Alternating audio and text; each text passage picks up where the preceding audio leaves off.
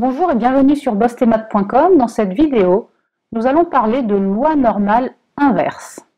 Alors, de quoi s'agit-il? Eh bien, en fait, si on a une variable aléatoire grand X qui suit la loi normale de paramètres mu égale 125 et sigma égale 10, eh bien, je sais que sa courbe de Gauss va être centrée en mu et aura cette allure-là. Voilà. Et ce que je sais aussi, c'est que l'aire totale sous la courbe vaut 1, et donc toute l'aire qui est à gauche sous la courbe vaut 0,5, toute l'aire qui est à droite sous la courbe vaut 0,5. Alors, qu'est-ce que je veux? Eh bien, je veux premièrement déterminer un nombre réel petit a, par exemple ici, tel que la probabilité que x soit inférieur à petit a, alors cette probabilité en fait, elle coïncide avec l'aire que je suis en train de hachurer actuellement. Ça, c'est la probabilité que x soit inférieur ou égal à petit a. Eh bien, on veut que cette probabilité soit égale à 0,477. Et donc, on nous demande de déterminer ce nombre réel petit a. Eh bien, pour trouver ce nombre réel petit a, je vais dans ma calculatrice et je vais accéder au menu loi normale inverse.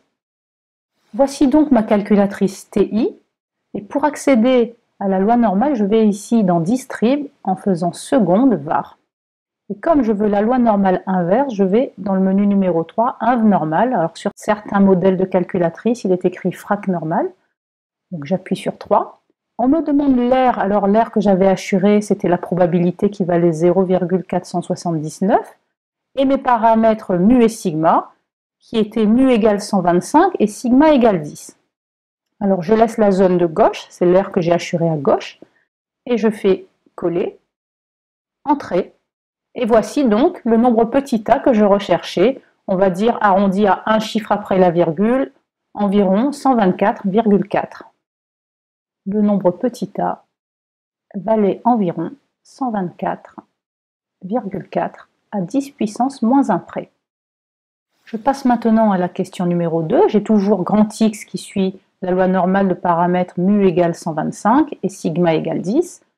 La courbe de Gauss associée, centrée en 125, en mu. Et donc, dans la question 2, on me demande de déterminer le nombre réel petit b, donc sur l'axe des abscisses, un nombre petit b, tel que la probabilité que x soit supérieur à b, c'est-à-dire l'aire qui est ici après. Donc cette aire-là, ça correspond à la probabilité que x soit supérieur à b. Eh bien, je veux que cette aire soit égale à 0,698. Et donc, quelle valeur de b dois-je avoir pour avoir cette aire qui vaut 0,698? Eh bien, pour obtenir ce nombre b, je vais encore accéder à ma calculatrice à la loi normale inverse. Mais pour cela, je dois avoir absolument une probabilité que x soit inférieur à un nombre. Et moi ici, j'ai la probabilité que x soit supérieur à b, qui est égale à 0,698. Donc en fait, cette probabilité, je vais dire que c'est 1 moins la probabilité de l'événement contraire, c'est-à-dire x inférieur à b. Et ceci est égal à 0,698. Donc, pour avoir cette probabilité-là toute seule, probabilité que x soit inférieur à b, eh bien, je fais 1 moins 0,698, et donc je trouve que la probabilité que x soit inférieur à b est égale à 0,302.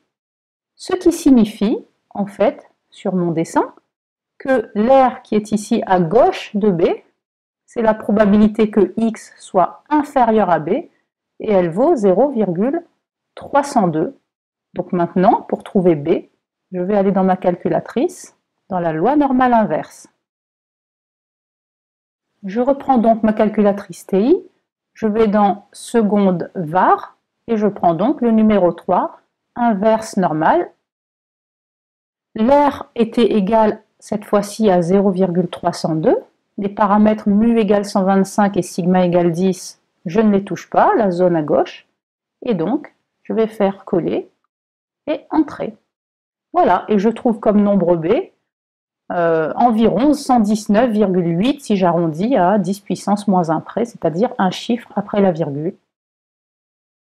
Je reporte donc ce résultat. B est environ égal à 119,8.